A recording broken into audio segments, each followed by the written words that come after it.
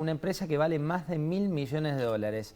Es argentina y hablamos de Matías Wolosky. ¿Cómo andas, Matías? Muy bien, gracias José por invitarme. Bueno, ¿cómo fue llegar a esta categoría de unicornio?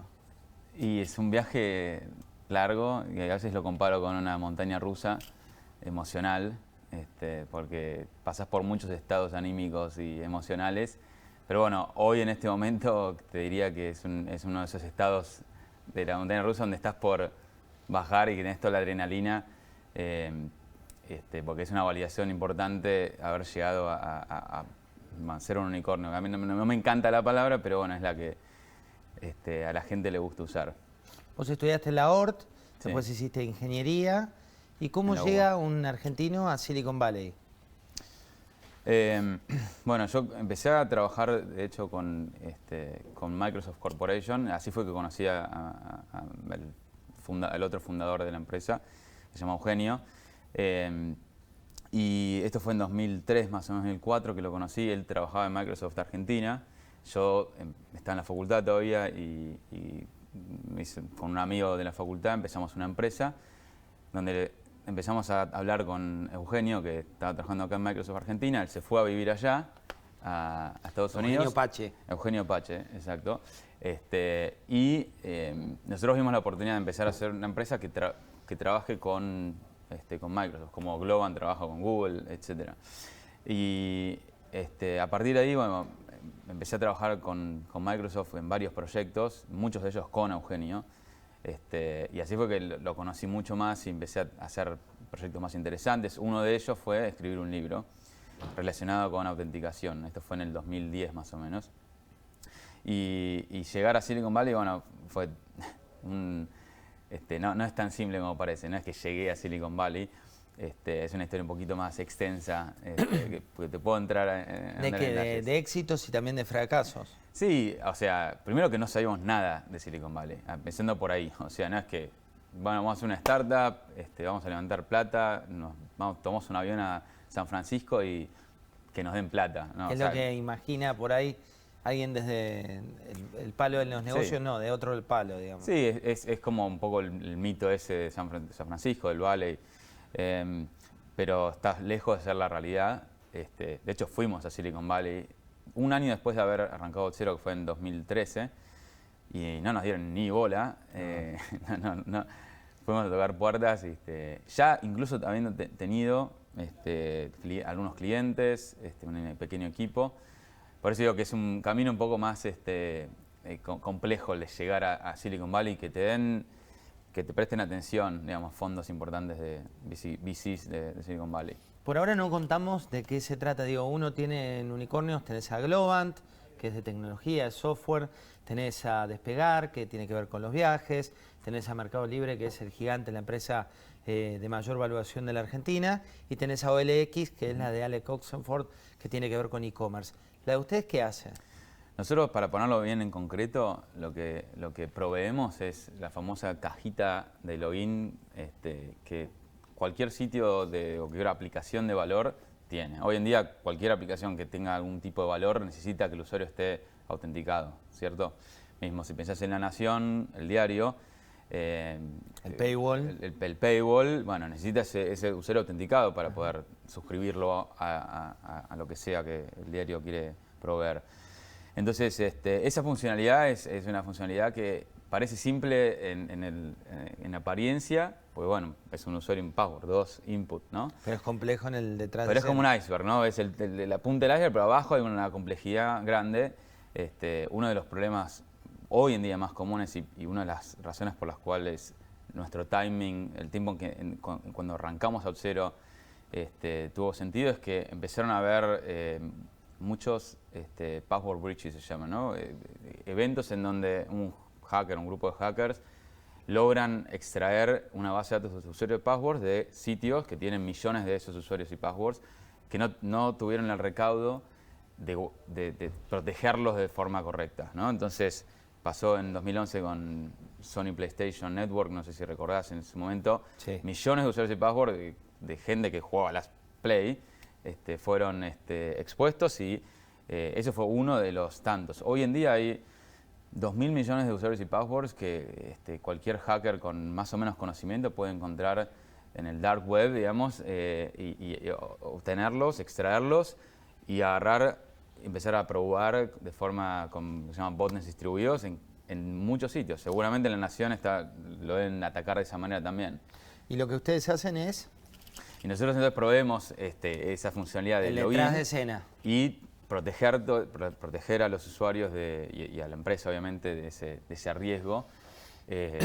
Y de guardar los passwords de forma correcta, de proveerte un login unificado para todos los sitios que tengas, ¿viste? Como Google, por ejemplo, vos entras a Google Gmail o entras a YouTube Y te lo va leyendo. y Calendar Sí. y no te logueas cada vez que entras Es a verdad. ese, te logueas una sola vez. ¿Y qué te llevó a esto, digamos? Cuando uno dice, me quiero dedicar a... ¿Cómo se les ocurrió especializarse concretamente en esto? Bueno, volviendo un poco a la historia que te comentaba, en el 2010 escribimos un libro con Eugenio en donde nos metimos de lleno en esta problemática.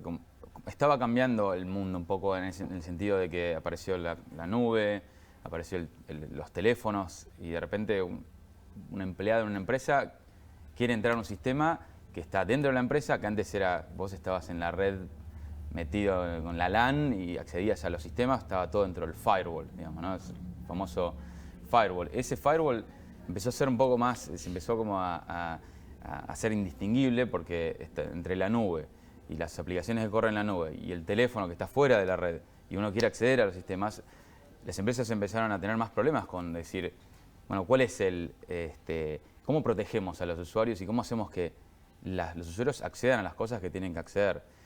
Todo ese contexto se dio en 2008, 2009, y nosotros empezamos a analizar ese problema. Él estaba en Microsoft y escribimos una guía, un libro, que está en Amazon, no se puede comprar, donde analizamos el problema y dijimos, bueno, esta es una forma de solucionar el problema de mejor manera. Y así fue que, digamos, escribimos una versión, después escribimos otra versión y nos metimos como de lleno. Somos los dos ingenieros y todo este problema de autenticación tiene algo como de atraparte a nivel, si sos un ingeniero, porque hay mucho de criptografía, es como resolver un rompecabezas de alguna manera, hay protocolos, no es, digamos, simplemente es una aplicación, estás resolviendo un problema de infraestructura de alguna manera. Pero lo interesante es que de un libro, que tal vez es la versión más analógica, si uno quiere, de una forma de comunicarse, convirtieron a una empresa de $1.000 millones. ¿Qué implica ser una empresa de $1.000 millones? Porque también debe crear cierto mito esto de cuánto vale una compañía. Sí, y eso es un camino larguísimo. Ya estamos este sería nuestro 7º año. Y la realidad es que uno digamos, el objetivo no es crear una empresa de $1.000 millones. Obviamente, cuando empezás, ni siquiera sabés si vas a sobrevivir el año que viene. De hecho, 8 de cada 10 fracasan, digo, para desmitificar un poco también la idea de éxito tan fácil. Sí, y por eso digo como que el camino es una montaña rusa. Pero yo creo que hay algunas cosas que hacen que uno pueda ir navegando ese mar y esa montaña rusa. Uno es el tener buen timing, ¿no? Digamos, el producto que nosotros creamos, si lo hubiésemos creado 4 años antes, por ejemplo, no hubiese tenido la atracción suficiente porque la gente no hubiese entendido bien el problema que resolvía. Si lo hubiésemos creado, 2 años, 3 años después, yo hubiese habido alguien que lo hubiese creado. Entonces, timing es importante. Obviamente, tener el coraje de empezar algo, y ahí vuelvo al tema de tener una red de contención, tener un equipo. Haber conocido a Eugenio y haber trabajado con él durante 8 años fue bastante importante para mí para decir, voy a encarar algo que es tan importante como una empresa con alguien que conozco, ya sé cómo trabaja. Y después en el camino se van dando un montón de cosas que son obstáculos, que uno los va pasando. Y en nuestro caso, al ser un problema global, lo que estamos resolviendo, o sea, toda aplicación en el mundo necesita de esta funcionalidad. Cualquier país, cualquier industria, cualquier empresa necesita esta funcionalidad. Entonces, para los inversores, eso es el potencial de eso es muy grande, digamos, ¿no? Porque ¿Y cuánto les pesó y cuánto ayudó ser argentinos? la verdad, no nos perjudicó en ningún momento, podría decir. Y creo que nos ayudó, a ver, los argentinos creo que tenemos ese sexto sentido de las supervivencia y de encontrar la forma de ser lo que se llama en inglés resourceful, ¿no? De buscar con lo poco que tenés, qué puedes hacer. Mostrar resultados, digamos. Exacto, mostrar resultados y con los pocos recursos que tenés, lograr algo, ¿no? Que es también creo una virtud que tenemos, cómo salir del paso, ¿no? Eso creo que nos ayudó. Hay muchos otros emprendedores en el mundo que también tienen esas cualidades. Yo creo que en Argentina en particular hay eso lo mamás de alguna manera, ¿no? Estar buscando la forma de sobrevivir. La última, ¿cómo te imaginás el futuro?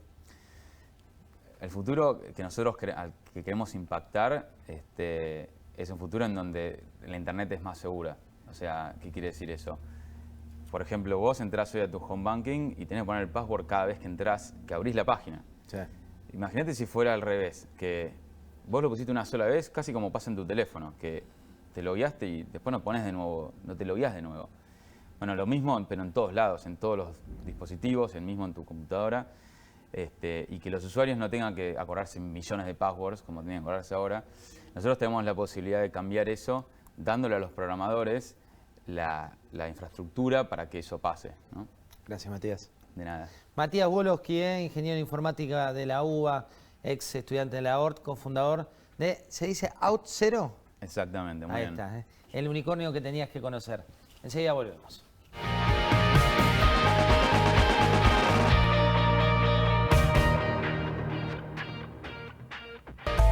Ya vuelve. Comunidad de Negocios.